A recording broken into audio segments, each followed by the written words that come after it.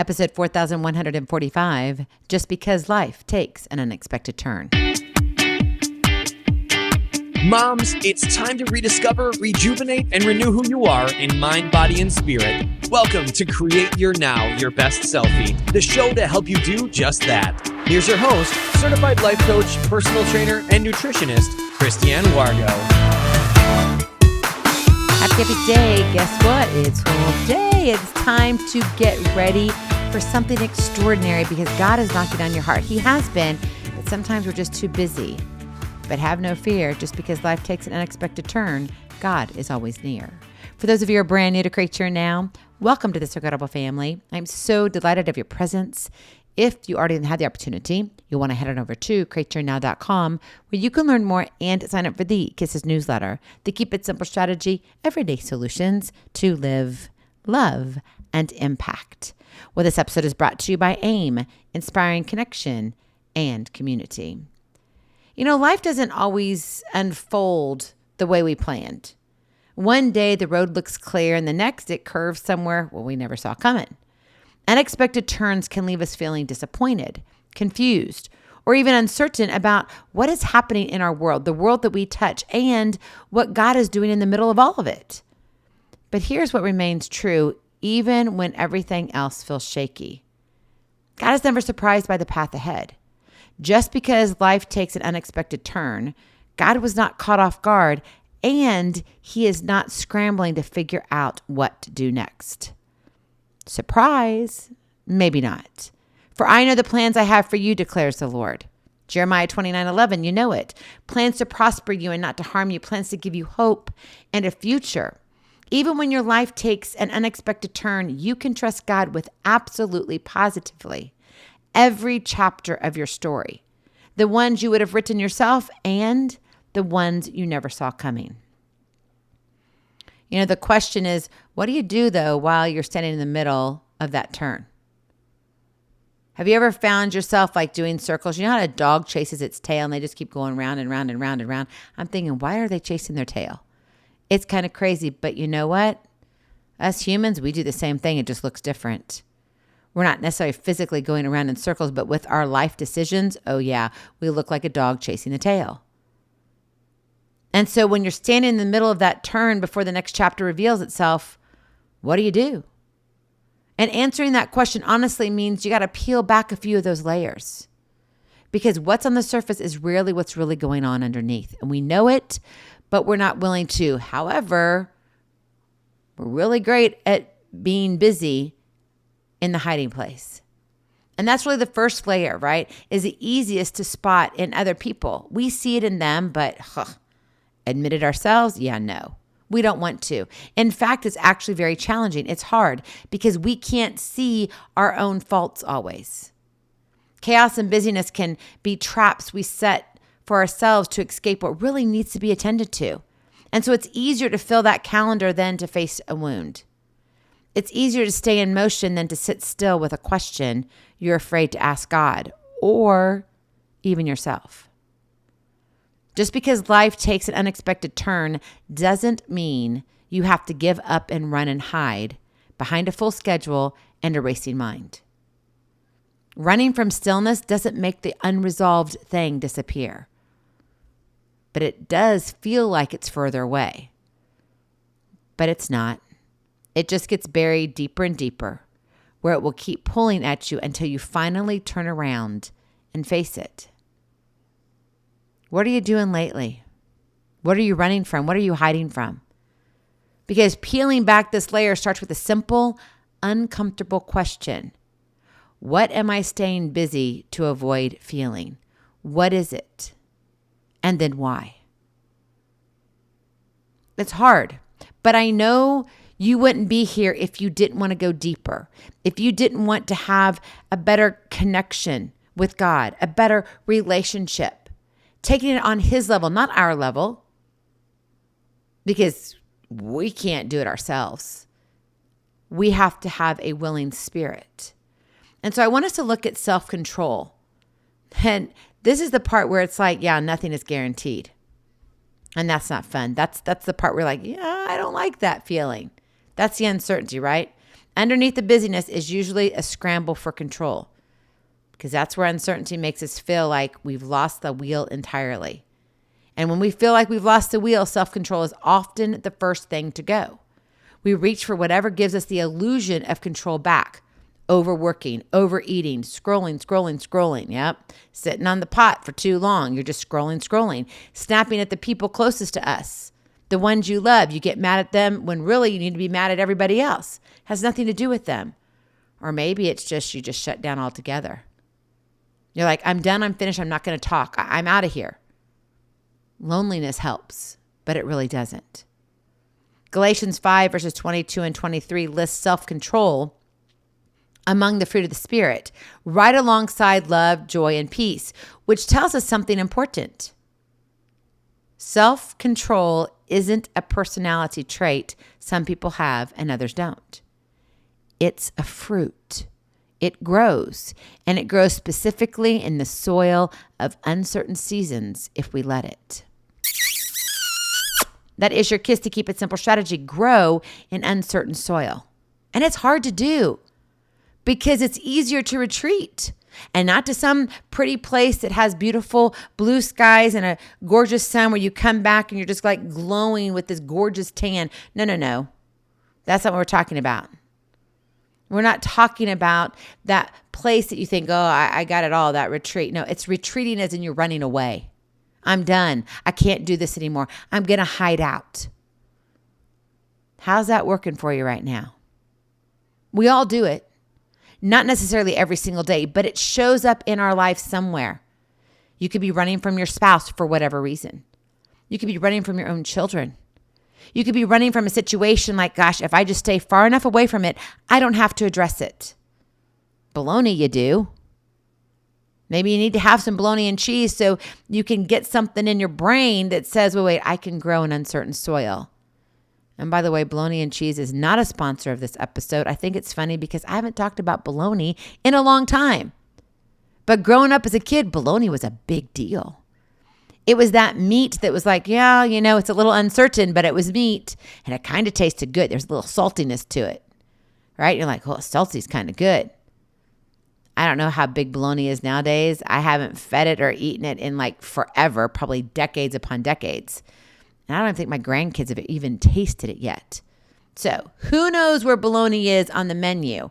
But right now what's on your menu is how to grow in uncertain soil. So what does it look like in real life? Number one, name what's happening instead of numbing it. Self-control doesn't start with gritting your teeth. It starts with honesty. Psalm 46:10 says, "Be still and know that I am God." Stillness is not passive. It's an act of courage. It means sitting with the disappointment or the fear long enough to actually look at it, long enough to reflect instead of drowning it out with noise. You can't have self-control over something you refuse to acknowledge. If you don't see that it's there, how can you say it's there? And I'm talking about within you. I'm not talking about your faith. I'm not talking about that, right? Walk by faith, not by sight. I'm talking about your actions, your thoughts. And it's you, not anybody else, not your children, not your spouse, not your mom, not your dad, not your puppy dog, not your kitty cat. Doesn't matter. And if you have a reptile, not them either. I'm just saying. Stop placing the blame, and you've got to look at who you are and who you are becoming. Name what's happening instead of numbing it. Don't try to escape it, right? Stillness isn't passive. It requires you to take action, and it's an act of courage. It's willing to say, Lord, what am I missing out on? What do I need to see that I'm not seeing? Ask him to peel back the layers. Say, show me what I need to see today. Today, not tomorrow, not a week from now. It's right now, being present with him. Because if he was to give you your entire divine blueprint for the rest of your life, you'd be like, and that might be the last breath you take. Because you're not going to be able to comprehend everything. Your emotions are going to be, just think about the world's worst roller coaster and you're on it. It's going to be like 200 times worse than that. because you're not going to be able to take all of it in. And you think running now is important? Oh, you're going to be like a sprinter at that point. So take a deep breath. Name what's going on in your life. Don't numb out. Be still and know that I am God. He's got you right where you need him to be. Are you there in return also? Number 2, anchor your trust in God's character, not in the outcome you wanted. Proverbs 3 verses 5 and 6 instructs us to trust in the Lord with all your heart and lean not on your own understanding. And it continues, in all your ways acknowledge him and he shall direct your paths. This is not Christiane's way of directing where I want to go. It doesn't say, and Christiane, you can direct yourself. At times that'd be really cool. And I do a really good job. But in the bigger picture, no way. Hands off. God's got my heart. He needs to lead it because you know what? I am going to be great at messing things up. So you do what you can, what God gives you, and then you let go and let God. My friend, your understanding is limited to what you can see from here. It is. His, though, is not. Self-control gets a lot steadier when it's tied to who God is rather than how you wish the situation had gone. It's not about you trying to conjure up this whole thing of I've got to reach this outcome. The result is from God. The step to getting there is your action, your thoughts, the process. 2 Timothy chapter 1, verse 7 reminds us, for God has not given us a spirit of fear, but of power and of love and of sound mind. A sound mind, that self-control, is something God actively supplies, not something you have to manufacture out of willpower alone. This isn't about, I can do 20 reps and I can do again and I can do it again and I can do it again. This is a different fitness strength training session. It's a faithful one. Are you willing to take it? Are you willing to anchor your trust in God's character? And then finally, number 3, take the next faithful step instead of demanding the whole map. You don't need to see the entire road to walk it well. You don't. Self-control and uncertainty often just looks like doing the next right thing. Showing up, praying, following through on today's responsibilities without insisting on clarity for next month before you'll move at all. So you've got to be willing to take that next step, that faithful step. Walk by faith, not by sight. That faith is knowing that, okay, when I take that step, I know my foot is going to land on something. I'm not going to fall through. I'm not going to drown. God's going to get me wherever I need to go next. And yeah, I may have a little bit of a sinking sand effect. Or maybe, nope, it's going to feel like, I hit it too hard, too fast. And it's going to be more of a climb up. Whatever it is, God's going to be there. You don't have to worry. You just have to be willing. A willing heart, a willing spirit. But then I want you to look at this. As we begin to look at who you are and who you are becoming, what's actually hidden underneath it all? When you peel back the layers, right? You got to keep doing it because self-control alone isn't the bottom layer either. Like, I thought I was done. If I just listen to this 1,000 times, won't I get it right? Won't I have the best life ever? I didn't promise that. It's who you are and who you are becoming. That's forever until God calls you home. And this is where we go deeper and address what is hidden within the real thing, the busyness and the loss of control we're pointing to all along, right? What does it look like? You can't move forward when you don't address what is holding you back. Maybe it's unforgiveness. Maybe you're placing blame on somebody that, in all honesty, you shouldn't be doing that. There's other things you need to address. Maybe it's fear disguised as productivity. Maybe it's grief you never let finish its work. Whatever it is, my friend, God is not asking you to perform your way past it. He's inviting you. It's an invitation. It's not a demand. Have you ever worked with someone or had one of those people in your life that they're just like, I know what's right. You got to do it my way or it's the highway. Like, this is it. You know those people. And I'm not telling you or talking even about a boss that's like really saying, this is how you have to do it. I get it. Our bosses have to lead us sometimes. And sometimes it's like, this is how it needs to be laid out because this is the format. Okay. That's just how it is. I'm not talking about that. I'm talking about the people who have this attitude, this ego, this thing of like, I got this. I know it. You don't have a say. You're to bow to me. You're to submit to me. You are to act like I've got everything right because I really know that this is what's happening. And they're all about the performance, and they're not realizing that it's not about that. It's about an invitation. It's not a demand. It's not a command. Be careful on how we talk to each other, let alone how you talk to yourself. God is inviting you. You get to make a decision to say yes to him.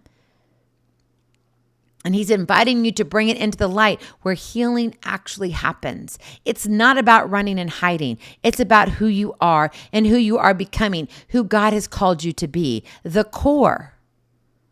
And so at that very center of all this peeling back of the layers, the real invitation of the unexpected turn exists. And it was never really about managing the chaos or gritting through the uncertainty. What is it about? It's about becoming. Galatians 5:22-23, it doesn't stop at self-control. It names it, right? Love, joy, peace, patience, kindness, goodness, faithfulness, gentleness, and self-control. 9 of them. That whole list is the fruit of one spirit, growing in one life. And it doesn't grow in seasons that go according to the plan nearly as much as it grows in the seasons that don't. An unexpected turn is often the exact soil God uses to grow in you what a comfortable, predictable life could never do. When you think about that, it's like, wow, maybe I appreciate my lessons learned. My failures, my lessons. They're not failures. They're teachable moments. This layer under the layer under the layer, right? You're not just trying to survive the turn. You're being formed by it. And God is not surprised by your detour. He's not. He's using it to shape you into who he has called you to be. Nothing is wasted. An unexpected turn in your story isn't a sign that God has lost his grip on the plan. It's an invitation to slow down, to tell the truth about what you're facing, and to trust him. One step at a time leads to miles of greatness. My friend, even on the road you never planned to walk. Go in peace, be present, be incredible, be you. I love you so very much. I cannot wait to see you on the other side. Blessings, hugs, and lots and lots of love. We'll talk to you real soon. Have a glorious, blessed day. Bye-bye. Feeling inspired, ready to train for life and love your journey? Visit createyournow.com for more incredible resources to help you along the way. We'll see you next time on Create Your Now, Your Best Selfie. And remember, always be sure you consult your physician before beginning any health and fitness plan.